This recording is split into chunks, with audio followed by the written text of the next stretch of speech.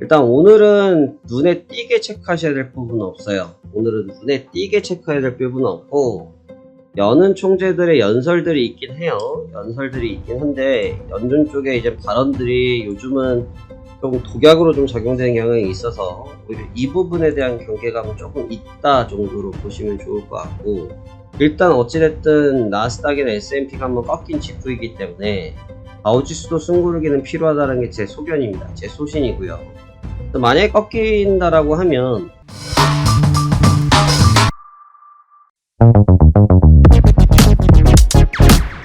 안녕하십니까, 화생항 송대표입니다. 2024년도 1월 8일 월요일이고요. 현재 시간 12시 35분을 가리키고 있습니다.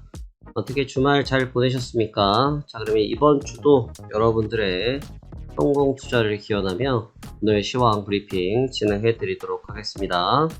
자, 그러면 시장 살펴보도록 하겠습니다.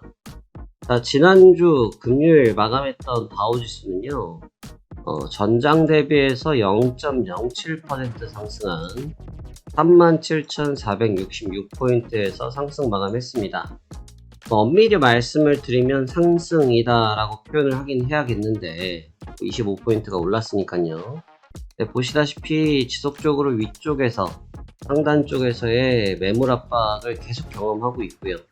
매물 출회가 나오는 가운데 버티는 상황이라고 볼 수 있습니다.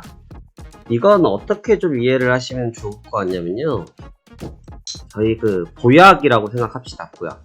그리고 보약이 일단 뭐 예를 들어서 특정한 해열제다 그러면, 해열제는 우리 인체에 열이 났을 때 그 열을 떨어뜨려 주는 효과를 주는 게 해열제 아니겠습니까? 그러니까 즉각적인 반응을 주는 게 해열제라고 볼 수가 있겠죠. 보약은 사실 뭐 즉각적인 반응이라기보다는 뭐 이건 한의학적인 관점일 수도 있고, 잘 저는 뭐 의사도 아니니까 모르겠습니다만, 우리가 기초 체력을 좀 보존하면서 향후에 생길 수 있는 또는 지금 갖고 있는 어떠한 문제를 보강하기 위해서 먹는 게 보약 아니겠습니까? 그렇죠? 그러니까 지금 시장이 딱 그 정도의 개념을 좀 보셔야 되는 게, 좌측에서 올라왔던 이 구간이 보통 센 게 아니죠. 2달을 올라왔어요, 여러분. 2달간이 올라온 주가입니다. 그러니까 말이 좋아 2달이지 1년 12개월 중에 2달이니까요. 엄청난 비중을 가지고 올라왔죠. 그리고 사실 작년 한 해 주가 한 거 하나도 없습니다. 11월, 12월 달이 그냥 다 했죠. 우리 뭐 축구나 농구, 운동선수들 경기 보면 오늘은 네가 경기 다 했어 뭐 이런 얘기 우스갯소리를 하지 않습니까? 지금 시장이 딱 그렇죠. 11월, 12월 달에 올라온 주가가 전부 답니다. 나머지는 별 볼 일 없었죠. 근데 지금 그 11월, 12월 달에 올라왔던 주가의 밴드 영역에 현재 속해져 있지 않습니까? 그러다 보니까 당연지사 기초 체력이 엄청 좋아요. 이 기초 체력이 좋은 거를 뭐 예를 들어서 어저께 핵미사일 떨어졌다 뭐 그런다고 하면 기초 체력이 좋고 자시고 할 거 없이 그냥 이렇게 빠졌겠지만 그렇진 않다 이거죠. 시장이 뭐 그런 일이 늘 생기는 것도 아니고요. 그래서 지금 아주 옳은 선순환이 이루어지고 있다 이 정도 보시는 게 맞고요. 옳은 선순환이 이루어지는 가운데 그냥 강세 정도에서 잘 마감이 됐습니다. 허나 보시다시피 이미 5일선은 이탈이 된 상태이고, 5일선에 걸리기만 하면 바로 매물 출회가 나오는 걸 봐서는 하방 압력이 분명히 걸려 있는 것도 사실이다라는 점은 인지할 필요가 있어요.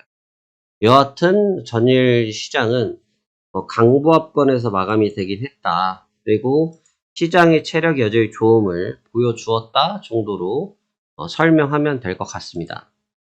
자, 그래서 나스닥도 뭐 지난 흐름에서는 나름대로 선방했습니다. 나름대로 선방했고 역시 강보합을 마감했는데 다우지수보다는 나스닥이 좀 더 선방한 거예요. 왜냐하면 올라온 퍼센티지는 크게 의미는 없지만 앞서 말씀드린 것처럼 좌측에서 올라왔던 힘이 있던 상태에서 이미 이걸 한 큐에 부러뜨려 버렸거든요.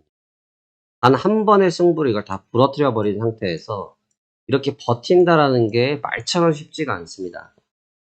우리 높은 경사에서, 이런 경사도에서 덤프트럭이 덤프트럭이 바퀴가 브레이크가 고장났어요. 브레이크가 고장났습니다. 이렇게 떨어지는 속도를 생각을 해보세요. 얼마나 무섭겠습니까? 그쵸? 지금이 딱 2단계인데 여기에서 중간에 어떠한 힘이 작용이 됐겠죠.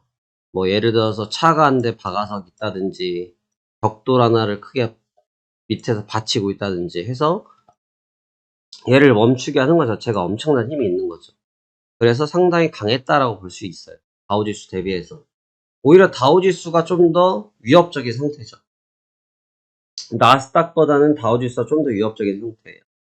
충격을 이미 받은 직후이기 때문에. 그래서 지난 금요일 흐름은 썩 나쁘지는 않았습니다만 그렇다고 해서 눈에 띄게 좋은 흐름도 보이지는 않았어요.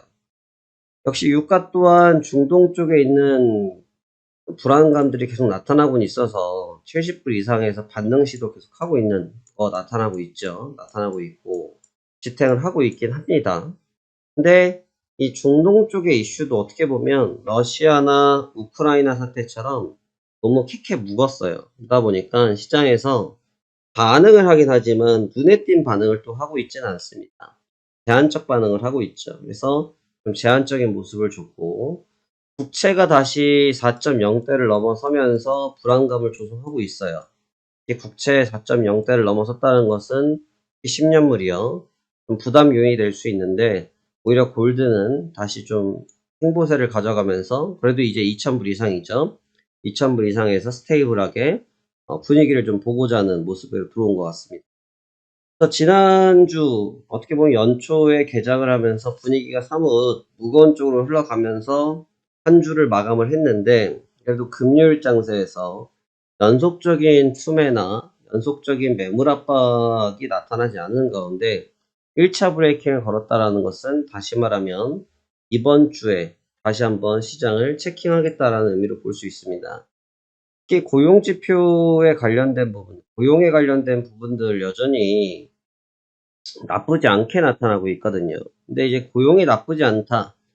이게 일전에는 고용이 나쁘면 오히려 시장이 상승을 했었는데 지금은 오히려 고용이 강하니까 또 부담이 되죠.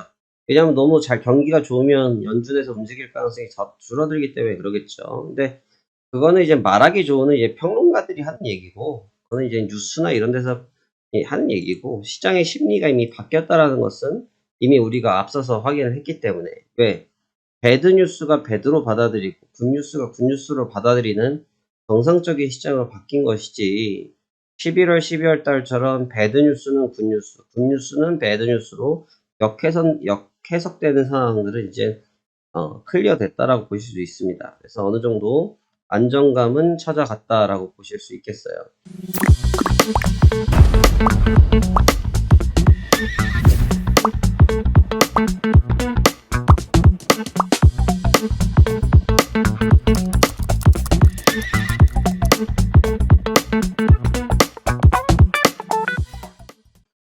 그래서 오늘 장과 이번 주 장이 좀 중요할 것 같은데 이번 주 이제 CPI가 있습니다. 이제 CPI 쪽에서 과연 어떠한 반응을 할 것인지 우리가 기억을 하실지 모르겠습니다만 작년 11월 달에 CPI 발표 때 주가를 급격하게 들어올린 직후부터 해서 시장이 랠리를 가져가게 됐던 촉매제가 됐었거든요. 이번 CPI를 통해서 과연 이게 하락을 위한 촉매제가 될 것인지 아니면 시장의 재상승을 위한 촉매제가 될 수 있을지 여부가 결단이 나기 때문에 이번 주 CPI 좀 중요할 것 같습니다. CPI 지표는 언제 있냐 쭉 내려서 보시면요. 같이 한번 볼게요. 이번 주 좀 체크하셔야 될 게 뭔지. 일단 오늘은 눈에 띄게 체크하셔야 될 부분은 없어요. 오늘은 눈에 띄게 체크해야 될 부분은 없고 여는 총재들의 연설들이 있긴 해요. 연설들이 있긴 한데 연준 쪽에 이제 발언들이 요즘은 좀 독약으로 좀 작용되는 경향이 있어서 오히려 이 부분에 대한 경계감은 조금 있다 정도로 보시면 좋을 것 같고 나머지 지표들은 어떻게 보면 좀 스킵하셔도 됩니다. 크게 뭐 눈에 띄는 지표라고 보기는 어려운데 1월 11일 날 기다리고 있는 이 CPI가 문제예요. 이 CPI가 예전에는 이게 작년 11월 이전에는 사실 CPI 그냥 나왔구나 정도가 됐는데 작년 11월에 CPI가 워낙 크게 움직이면서 주가가 뭐 단숨에 200포인트 이상 움직이면서 그게 추세가 돼버렸거든요. 그 CPI를 발동을 삼아서 그게 추세가 돼버렸어요. 그래서 조금 유념을 해서 봐야 되는 중요한 지표가 될 것 같습니다. 1월 11일이니까 한 3일 정도 시간이 있겠죠. 그래서 이번 주는 주 후반부까지는 다시 매물에 의한 경계감 싸움이 이어질 것으로 보여지고, 주 후반부에는 지표에 의한 싸움이 연출될 것으로 보여지는데, 앞서 말씀드린 것처럼 다우지수가 지금 가장 위험하다. 오히려 나스닥이나 S&P 500이나 이런 쪽들은 이미 움직인 직후인지라 한 차례 브레이킹 타임에 들어온 상태고, 그에 비해서 다우지수는 계속 버텼거든요. 이제 이 계속 버텼던 것이 사실 계속 버틸 수 있을지에 대해서는 전 개인적으로 의구심이 좀 있어요. 다우지수가 버틸까? 일단 어찌됐든 나스닥이나 S&P가 한번 꺾인 직후이기 때문에 다우지수도 승부르기는 필요하다는 게 제 소견입니다. 제 소신이고요.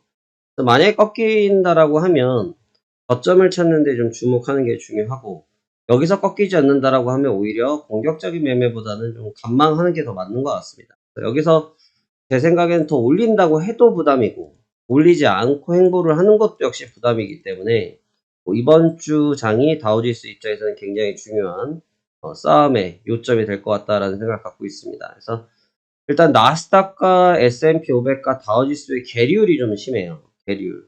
계류율을 뭐 설명 굳이 안 드려도 되겠죠? 나스닥은 쉽게 아주 그림으로 보세요. 이만큼 꺾여 있고, S&P 500도 이만큼 꺾여 있는데, 지금 다우지수는 어때요? 다우지수는 누워 있잖아요. 그러니까 밑에서 동생들이 재롱 떠는 거 구경하고 있거든요. 근데 이제 제일 대장인 큰형께서 아직 결정을 아무것도 안 하셨어요. 큰형이 어떤 결정을 하시는지 여부가 중요한 싸움의 핵심 요소가 될 것이라는 게 제 소견입니다. 그래서 이 부분을 좀 주목해서 보셔야겠다라는 의견을 드리겠습니다. 지금은 반등을 노리는 장도 아니고요. 하락을 노리는 장도 아닙니다. 1차적인 파동의 마무리가 된 이후에 새로운 길을 찾고 있는 과정이에요. 우리가 군사가 움직일 때요. 전쟁 중에 요즘 위성이 발달됐고 드론이 발달됐기 때문에 천병이라는 게 물론 있지만 예전같이 아니죠. 근데 지금 시장은 천병이라고 생각하셔야 됩니다. 천병이 먼저 나아가서 상황이 어떠한지 살펴보면서 장군께 보고를 드리고, 그 장군이 어떻게 병사를 이동할지를 구성하시고 고민하셔서 명령을 내리시겠지요. 지금 시장이 바로 그런 천명과 같은 상황이다. 이거는 뭐 오른 장도 아니고 내릴 장도 아니고, 지금은 좀 중립 구간에서 그 구간을 찾고 있다 정도로 생각하는 것이 좀 현명하지 않을까라고 보고 있습니다. 이번 주는 그와 같은 관점에서 접근하시면 좋을 것 같고요. 무리한 매매 전략보다는 차분하게 해당 부분에 대해서 참고하셔서 대응하셨으면 좋겠습니다. 해당 관련된 시황이나 함께 시장에 대한 브리핑이 듣고 싶으시다고 하면 화면 하단에 무료 체험에 대한 내용을 남겨놓으신다고 하면 관련된 내용들을 같이 체크하실 수 있도록 저희 담당 매니저님들께서 도움을 드릴 겁니다. 자, 그러면 이번 주도 여러분들의 성공 투자를 기원하며 저 또한 시장에서 승리할 수 있도록 최선을 다해 보도록 하겠습니다. 여러분들의 성공 투자를 기원합니다. 감사합니다. 파생왕 송 대표였습니다.